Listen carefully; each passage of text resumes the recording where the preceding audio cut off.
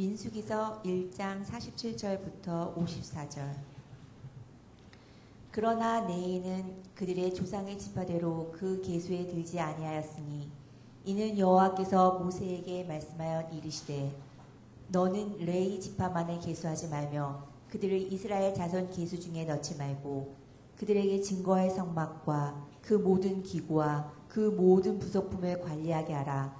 그들은 그 성막과 그 모든 기구를 운반하며 거기서 봉사하며 성막 주위에 진을 칠지며 성막을 운반할 때에는 레인이 그것을 걷고 성막을 세울 때에는 레인이 그것을 세울 것이요 외인이 가까이 오며 죽일지며 이스라엘 자손은 막사를 치되 그 진영별로 각각 그 진영과 군기 곁에 칠 것이나 레이인은 증거의 성막 사방에 진을 쳐서 이스라엘 자손의 회중에게 진노가 임하지 않게 할 것이라. 레이인은 증거의 성막에 대한 책임을 지킬지니라 하였습니다. 이스라엘 자손이 그대로 행하되 여호와께서 모세에게 명하신 대로 행하였더라. 아멘. 오늘 본문의 말씀을 가지고 대가 없는 충성이 더 강력하다, 대가 없는 충성이 더 강력하다라는 말씀으로 하나님의 말씀을 증거하도록 하겠습니다. 사람들은 누구나 실패와 실수를 경험합니다. 그 시작은 걸음마로부터 시작이 되어지죠. 걸음마를 배우기까지 사람들은 평균적으로 1500번가량을 실패하고 넘어집니다. 그리고 나서 여러분 정상적으로 걷게 되는 것이죠. 누구나 실패하고 또 실수도 할 수 있지만 이 실패와 실수의 피해는 무엇이냐면 그 자체로도 상당한 피해를 보지만 그 이후에도 정신적인 데미지를 준다라는 것입니다. 그래서 그 다음에 그 일들에 대해서 시도하지 못하는 징크스가 만들어지기도 하고 다시 일어설 수 있는 힘이 좌절되기도 합니다. 그래서 사람들은 실패하고 실수하는 것들에 대해서 굉장히 민감하고 할 수만 있으면 실수하고 실패하는 것들을 피하고 싶어 합니다. 그래서 이제 서점에 갔더니 이 마흔에 있는 손자병법이라는 것이 또 베스트셀러가 되었어요. 그 책을 선전하는 내용이 이렇더라고요. 40대 이후에는 지는 싸움을 해서는 안 된다. 뭐 이런 내용이 있더라고요. 상당히 설득력이 있어서 저도 하나 구입했습니다. 다음 주에 보려고요. 오전에 설교했던 내용들이 하나님의 전신갑주에 대한 내용이어서 지난주에는 전투를 굉장히 잘했던 대표적인 사람이 징기스칸이더라고요.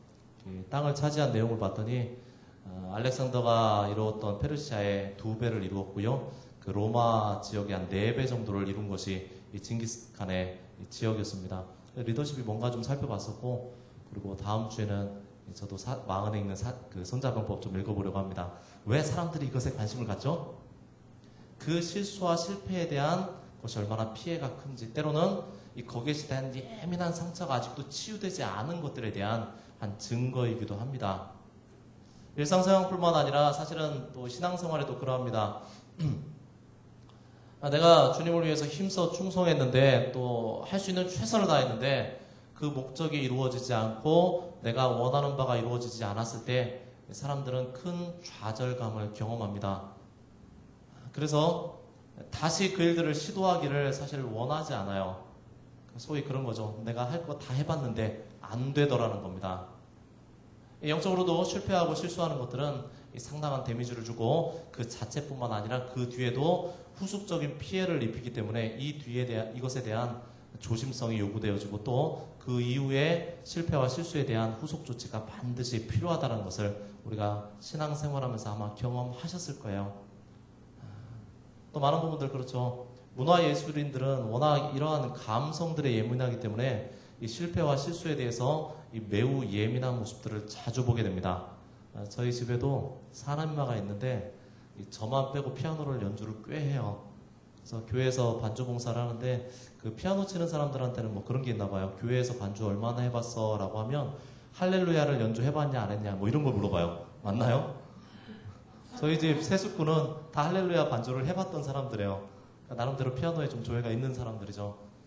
근데 이 예민한, 사실 예술이라는 것이 그렇죠.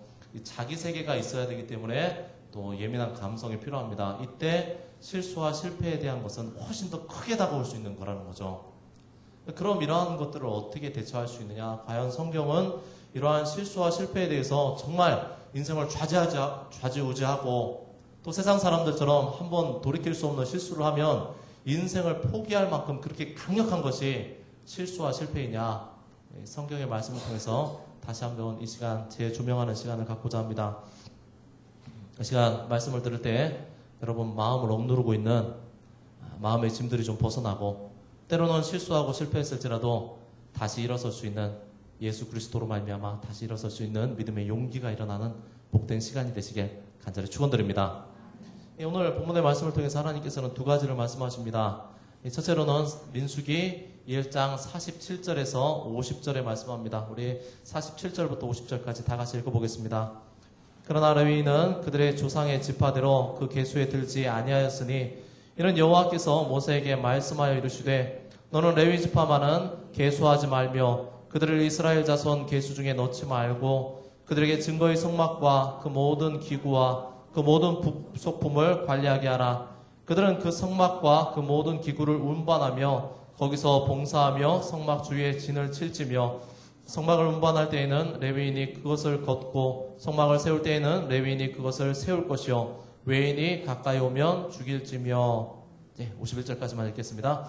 자, 실수하고 그 47절에서 50절의 말씀을 통해서 실수하고 저주받아도 하나님께만 나오면 된다라는 이 메시지를 담고 있는 것이 오늘 민수기 47절부터의 내용입니다. 오늘 본문의 내용을 보면 그렇죠. 레위 지파가 다른 지파와 구분되어서 계수하지 말라는 것입니다. 계수하지 말라는 것은 두 가지 의미가 있습니다. 군대에 싸움이 났을 때 군인들을 착출하지 말라는 것이고 또 세금을 거둘 때에도 그에 해당하지 말라는 것입니다. 근데 이 내용을 보면서 어떻게 이 실수하고 저주받아도 하나님께 나오면 된다 뭐 이런 메시지를 하나 의구심을 들 수 있는데 그 레위인들이 어떻게 이런 대우를 받을 수 있는지 그 역사를 보게 되면 이 숨겨진 하나님의 메시지를 발견할 수 있습니다. 레위인들 특별한 지파죠. 특별한 지파. 그래서 우리는 12지파 중에 레위 지파를 가장 특별한 지파, 축복된 지파라고도 표현을 합니다. 왜 그렇죠? 하나님과 가장 가까이 있고 성막에 관련된 또 예배하는 것들을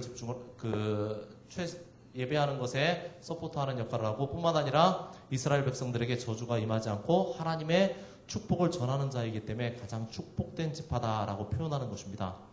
그러나 레위 지파는 처음부터 뭐 로얄 패밀리라고 그러나요? 태생부터 굉장히 축복된 시작으로 시작된 지파는 아닙니다. 우리 혹 그런 얘기들을 할 수 있어요. 뭐 목회자들 레위 지파 아니냐 뭐 이렇게 표현하는데 뭐 레위 지파이고 목회자이기 때문에 그렇게 하는 거죠.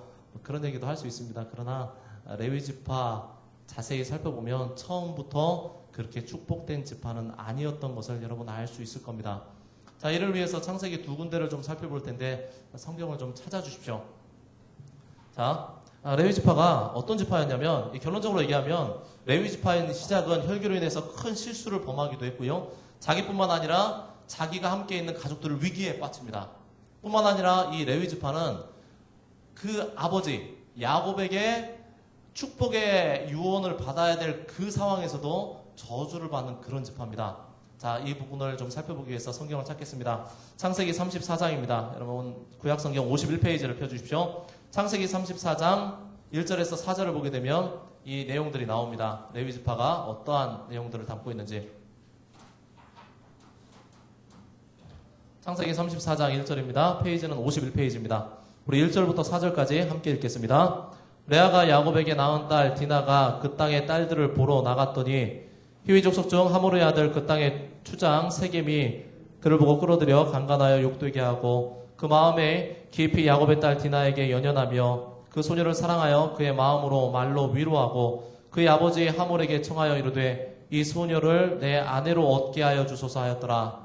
자, 34장 1절의 내용은 야곱의 딸 디나가 세상 사람들이 어떻게 세상 여자들이 뭐하고 사나 이렇게 구경 갔다가 욕을 당하는 그러한 모습으로 시작이 되어집니다.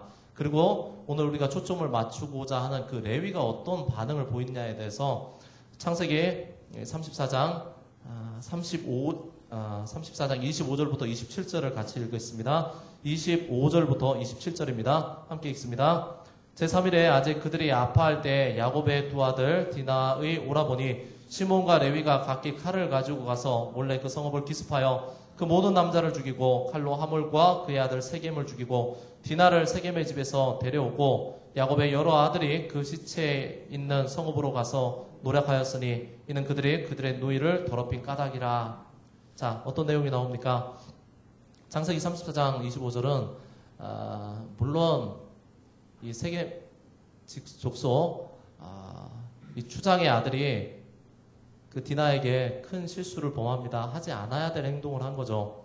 그 모습을 보고서 분노하면서 이 레위가 하는 행동은 무엇이냐면 그들에게 교활한 방법을 통해서 할례라고 하는 신체의 예민한 일부를 제거하게 하고 또 3일째 가장 아파할 때 이 칼을 들고 가서 다 죽여버리는 일을 합니다. 굉장히 통쾌한 사건이라고 표현할까요? 복수했으니까. 그러나 충동적인 생각이고 매우 위험한 혈기에 앞선 행동이었습니다. 그 다음에 결과가 어떻게 주어집니까? 그 레위뿐만 아니라 온 집안이 그 지역 부족국가로부터 죽임당할 위기에 처합니다.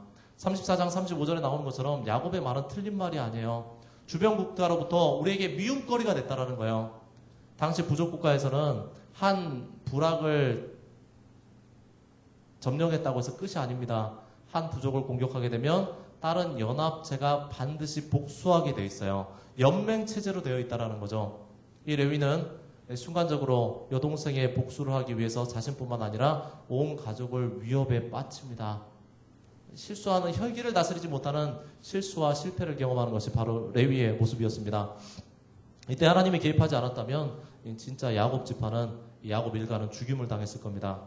이 창세기 34장의 내용이 얼마나 심각했던지 다시 창세기 49장에 보면 페이지 수는 78페이지입니다. 창세기 49장 5절에서 7절을 보게 되면 이 야곱이 이제 죽음을 앞두고 있을 때 아들에 대한 예언을 합니다. 유언을 하죠.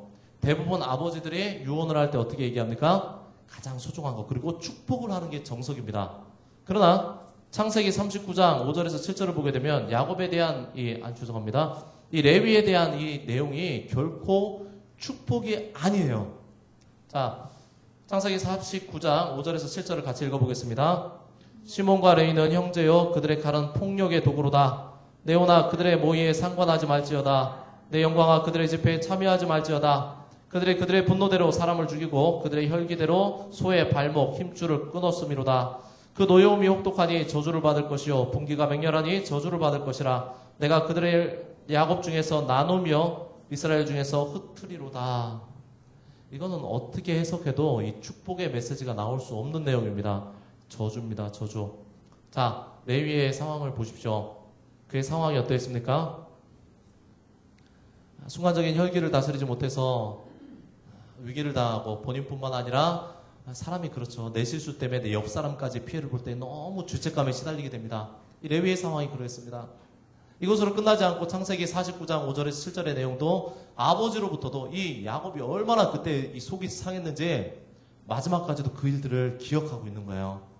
그러니까 너 같은 사람은 복받을 거리가 없다라는 거예요. 저주를 임하고 있죠. 흩어버리고 땅도 차지하지 못할 것이다. 참 무시무시한 저주입니다. 그래서 레위의 삶은 실수로 인해서 죄책감을 가져야 됐고 또 아버지의 저주도 받아야 됐고 그 후손들은 어떻게 해요? 나뉘어지고 흩어지는 이후의 장래가 저주로 시작되어지는 그런 암담한 인생이었습니다. 그것이 레위의 시작이었어요. 그러나 레위의 인생을 바꿀 만한 이 한 번의 계기가 생깁니다. 출애굽기입니다. 출애굽기 32장 26절입니다. 페이지 수는 133페이지입니다. 133페이지 출애굽기 32장 26절 레위의 인생을 바꿔놓을 만한 한 번의 계기가 만들어집니다. 출애굽기 32장 26절입니다. 페이지 수는 133페이지입니다. 우리 다 같이 읽어보겠습니다. 이에 모세가 진 문에 서서 이르되 누구든지 여호와의 편에 있는 자는 내게로 나아오라 하며 레위 자손이 다 모여 그에게 나아가는지라. 보십시오. 제가 다시 읽어드리겠습니다. 이에 모세가 진 문에 서서 이르되 누구든지 여호와의 편에 여호와의 편에 있는 자는 내게로 나아오라 하매 레위 자손이 다 모여 그에게로 가는지라. 여호와의 편에 있는 자는 다 나와라 그랬더니 레위 사람 한두 사람, 지파 한두 사람이 아니라 그 지파가 전체가 이 준비했다는 듯이 나가는 그런 사건이 일어납니다. 그러나 레위 지파의 상황이 어땠다고요? 실수로 인해서 죄책감에 눌려 있었고 아버지의 저주도 받았었고 이후에 가나안 땅에서조차 분깃을 부여받을 수 있는 그런 약속의 말씀이 없는 상태였어요. 이후에 어떤 것도 보장되지 않았는데 여호와 편에 있는 자는 다 나오라 하자 이 레위 지파가 준비했다는 듯이 기다렸다는 듯이 한꺼번에 나오는 일들이 일어나고 하나님께 쓰임받는 한 사건이 일어납니다. 그리고 출애굽기 전체에 레위 지파가 성막을 섬기는 자가 될 것이다 전혀 나오지 않습니다. 그리고 그 다음에 또 뭐가 나오죠? 창세기, 출애굽기, 레위기. 레위기면 좀 레위 지파 얘기 많이 할 것 같지만 레위 지파 단 2번 나오는데 제사에 관련된 아무런 내용도 나오지 않아요. 그저 제사 드리는 것만 나오는 것이 레위기입니다. 그리고 민수기, 오늘 읽은 본문 1장을 보게 되면 갑자기 하나님께서 레위 지파 너는 성막을 관할하고 하나님 예배하는 일만 집중해라라고 선포하고 있다는 것이에요. 사람이 실수하고 실패할 때 많은 대가를 지불하게 됩니다. 그러나 하나님께 나아오게 되면 그 모든 것을 뛰어넘는 하나님의 놀라운 역사가 일어난다는 것입니다. 출애굽기 32장 26절 한 구절에 한 구절 레위가 하나님의 성막을 섬기는 그 축복된 지파가 될 수 있는 사건은 구약 성경 전체를 살펴봐도 어느 사건도 나오지 않아요. 그냥 이 하나의 사건, 하나님 편에 있는 자는 나오라, 하나님 편에 나아갔다는 이 하나 때문에 레위 지파는 12지파에서 가장 저주받은 지파에서 가장 복된 지파로 역전되어집니다. 그래서 로마서 8장 28절은 말씀합니다. 하나님을 사랑하는 자, 우리가 알거니와 하나님을 사랑하는 자, 그 뜻대로 부르심을 입은 자들에게는 모든 것이 합력하여 선을 이루느니라. 어떠한 상황에 있든지 어디까지 내려갔든지 어떤 처지든지 중요하지 않다라는 거예요. 모든 것이 합력하여 선을 이룰 수 있는 것이 바로 하나님의 능력이고 하나님께 나아갈 때 이 놀라운 역사들이 일어난다는 것입니다. 아트교회는 바로 이러한 일들을 해야 되는 곳입니다. 문화예술인들 밖에서 참 유학생들이 많죠. 몇 년 공부하시죠? 한 5년에서 7년 하시나요? 그렇죠. 박사학위 딸고 뭐 이렇게 자격증 딸라면 그 정도 걸립니다. 그리고 돌아와 보면 사실 만만치 않죠. 저희 친구들도 그렇고 같이 신학을 공부했던 목사님들도 그래요. 밖에 나가서 5년 내지는 7년 공부해서 오기만 하면 뭔가 이룰 거라고 다 기대감들을 가지고 와요.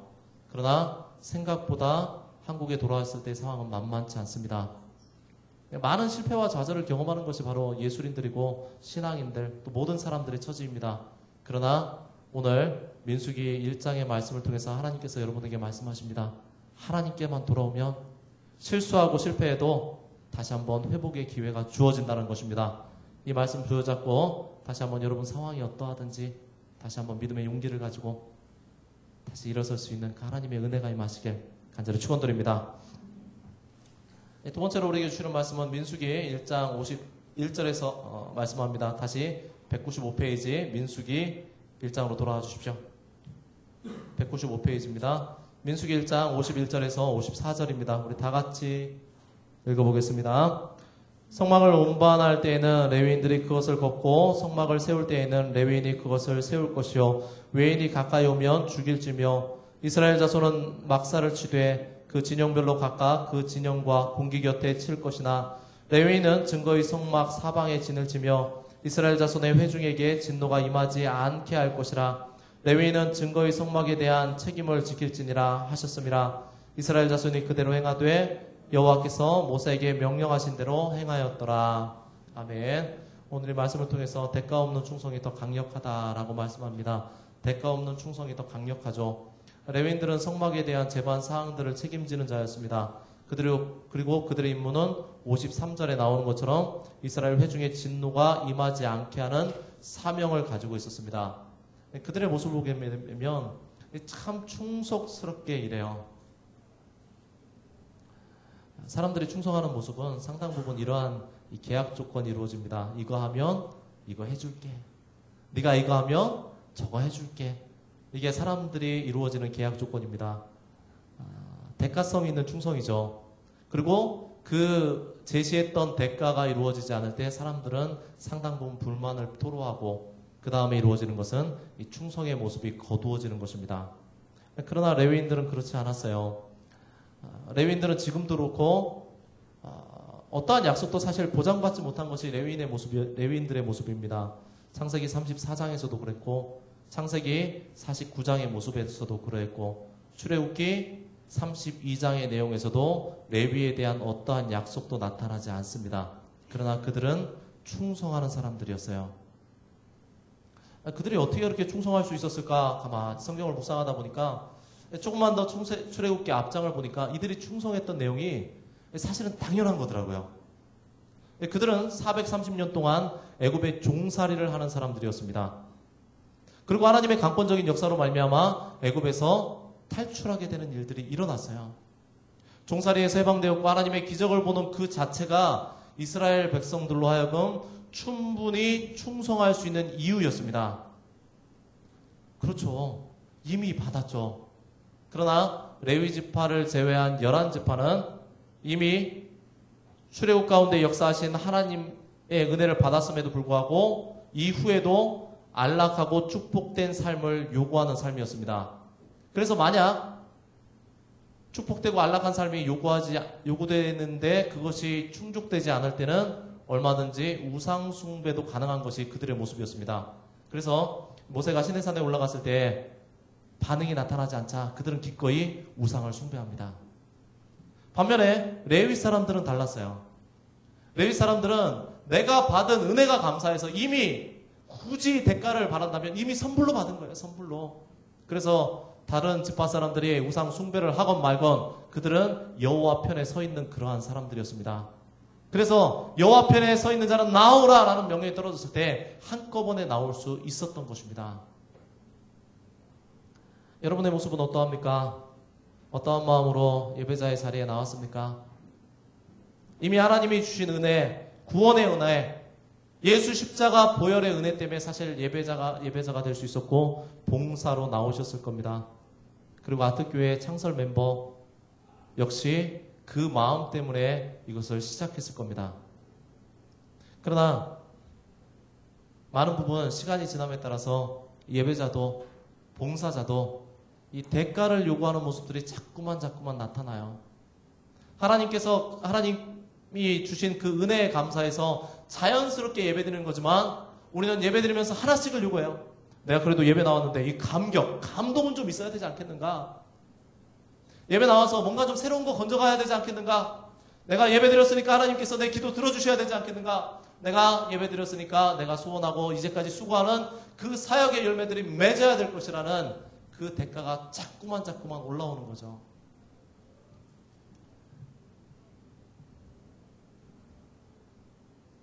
하나님께 충성하면 정말 다른 사람들에게 박수 받아야 될까요? 사실 그렇지 않습니다.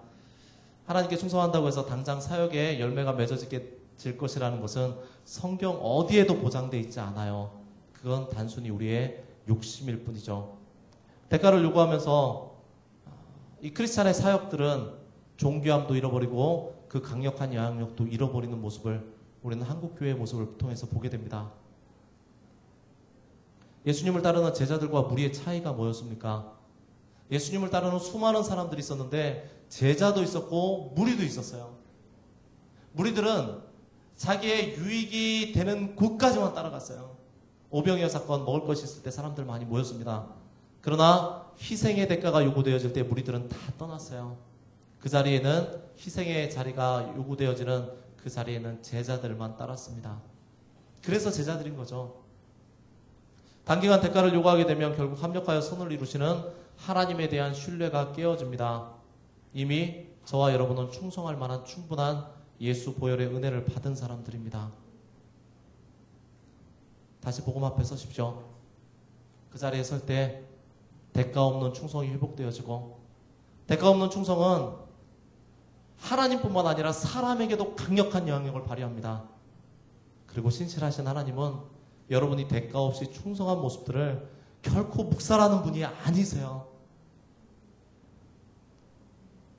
오늘 이 은혜가 임하여서 대가 없는 충성의 모습으로 레위인처럼 때로는 실수하고 실패했을지라도 여러분 인생에 또 한 번의 하나님의 놀라운 역사가 나타나서 하나님께 걸출하게 쓰임받고 예배를 회복하고 영혼을 살려내는 복된 인생들이 되시길, 또한 특별히 문화 예술인들을 살려내고 다시 뛸 수 있는 힘을 공급하고 기독 문화를 창설하는 여러분들이 되시길 간절히 축원드립니다.